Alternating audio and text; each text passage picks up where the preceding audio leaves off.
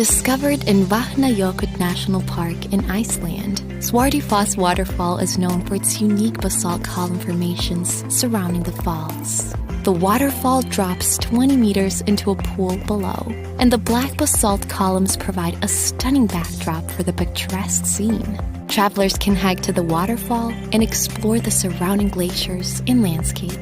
Svartifoss cannot be seen from the road, and the hike up to it takes some 90 minutes back and forth with photo stops.